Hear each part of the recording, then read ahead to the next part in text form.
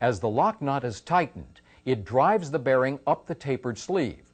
This causes the sleeve to tighten down on the shaft. The last type of mounting we'll look at is mounting a bearing without an inner ring.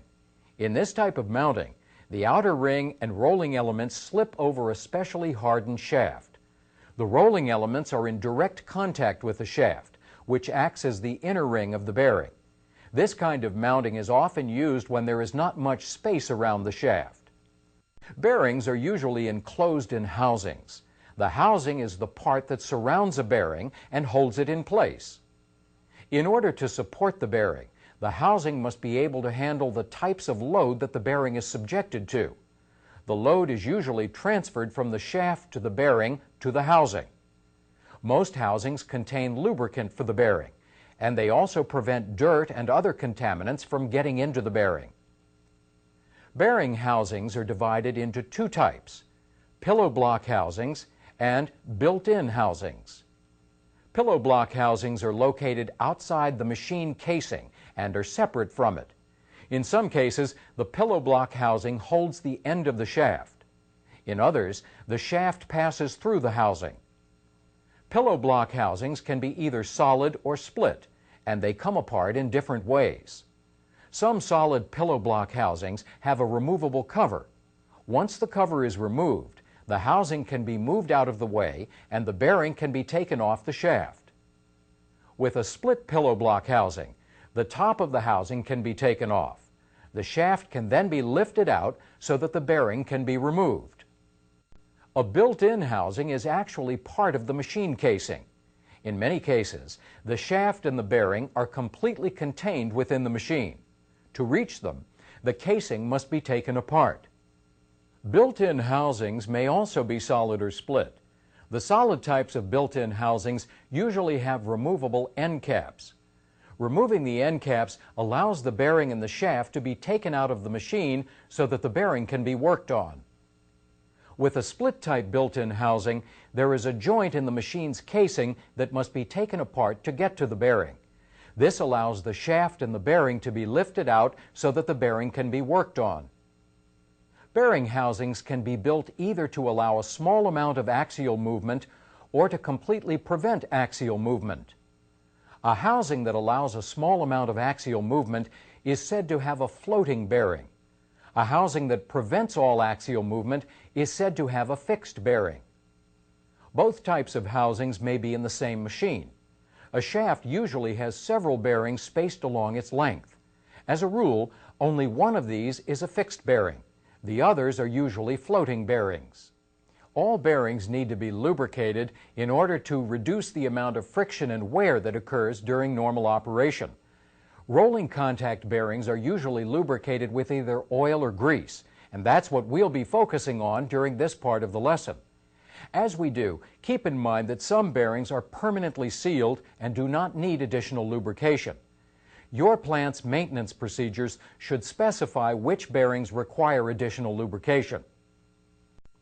We'll begin with lubrication methods that use oil. Generally, oil is used to lubricate bearings installed in machines that operate at a high speed under a light load.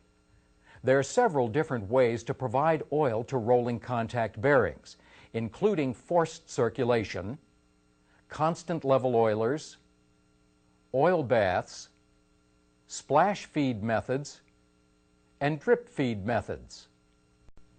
A forced circulation system is a common method for lubricating rolling contact bearings with oil. In this system, a pump supplies a steady supply of oil to the bearing.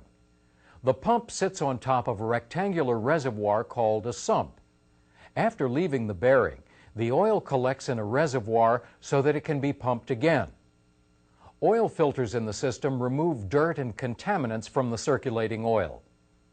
Coolers are also used to remove heat that the oil picks up from the bearing. Another way to lubricate bearings is with grease. Grease is generally used to lubricate bearings that are installed in machines that operate at slow speeds under heavy load, such as large circulating pumps. When adding grease to a bearing, it's important to use a grease that is compatible with the grease that is already in the bearing. Mechanics generally use one of three basic methods for greasing a bearing. They can grease the bearing with a grease gun, pack the bearing by hand, or use a grease cup. These methods are used only with bearings that are not sealed. Sealed bearings are permanently lubricated and they do not have to be greased. Many bearings that have to be greased are contained in housings that have grease fittings. A grease fitting is a small rounded projection on the housing that has a hole in it. To grease the bearing, a grease gun with a matching fitting is attached to the fitting on the housing. When this method is used, it is often necessary to remove the housing drain plug to allow old grease or excess grease to drain out as new grease is pumped in. Grease should be applied to the bearing while it is in motion to ensure that the grease will be evenly distributed. If the housing doesn't have a drain plug, the excess grease or old grease leaves the bearing through the shaft seals. In this case, it is very important to add grease slowly to the housing so that the shaft seals are not damaged. A good rule of thumb is to pump the grease gun no more than 2 or 3 times unless specific plant guidelines state otherwise. When you're installing a bearing, you may have to hand pack the bearing with grease. To do this, hold the bearing in your hand while you press grease in between the rolling elements. Make sure that the grease is distributed evenly throughout the bearing. Pack the bearing 1/3 to 1/2 full of grease. If too much grease is added, rotate the bearing slowly to force out the excess grease. Another way to lubricate a bearing with grease is to use a grease cup. A grease cup is a threaded container with grease in it that is mounted on the bearing housing. The top of the cup is turned to force the grease into the bearing. In this topic, we looked at the functions and features of rolling contact bearings and at some common types of rolling contact bearings. We also looked at different mountings and housings for bearings and saw how bearings can be lubricated. Now try some practice questions. Rolling contact bearings can last for years, but eventually all bearings fail. There are several factors that can cause bearings to fail and several specific types of bearing failures. Usually, it's possible to tell a bearing is failing before removing the bearing from the machine.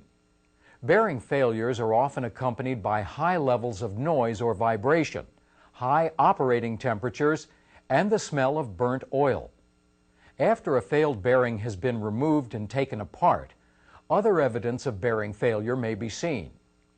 This evidence may include burn marks, which are blue or brown marks on the rolling elements or the rings, spalled areas, which are places where the surface of the metal has flaked away, a bent or broken retainer, cracks in the rings, and discolored lubricant. If the bearing failure is unusually severe, all of these signs could be present, but not all of the signs are necessarily present with each type of failure. Let's look at some common types of rolling contact bearing failures. One type of bearing failure is fatigue failure. Fatigue failure happens to every bearing eventually. It occurs because the bearing has worn out. Symptoms of fatigue failure may include loud noise and vibration, high operating temperature, burn marks, spalled areas, a bent or broken retainer, or cracks in the bearing metal. Fatigue failure is caused by metal fatigue. When a bearing is in operation, it is continually flexing or bending. Although the amount that a bearing bends is very small, it is significant because it is continuous. There is a limit to the amount of bending and flexing the bearing metal can tolerate. After the metal has reached its limit, the bearing fails. Another type of bearing failure is lubrication failure. Lubrication failure occurs when the oil or grease in a bearing fails to function correctly and the bearing overheats. Symptoms of lubrication failure include the smell of burnt oil, discolored lubricant, and burn marks on the rings or rolling elements. Lubrication failure can also be caused by improper lubrication. This could mean too much or too little lubricant, using the wrong kind of lubricant, mixing lubricants that aren't compatible, or using contaminated lubricant. Misalignment failure is a type of failure that occurs when one ring of a bearing is out of line with the other. The primary sign of misalignment failure is unusual wear marks on the inside of the rings. A normal wear pattern follows the center of the ring. Thrust failure occurs when there is more axial load on a bearing than the bearing can handle. The signs of thrust failure include cracked rings, a bent or broken retainer, and loose rolling elements. Thrust failure can occur for a number of reasons, including incorrect bearing selection, improper installation, and excessive installation force. Rolling contact bearings are usually installed with a press fit on one ring and a push fit on the other. Removing a bearing that has been installed with a push fit is relatively simple because it is a loose fit. Removing a bearing that has been installed on a shaft with a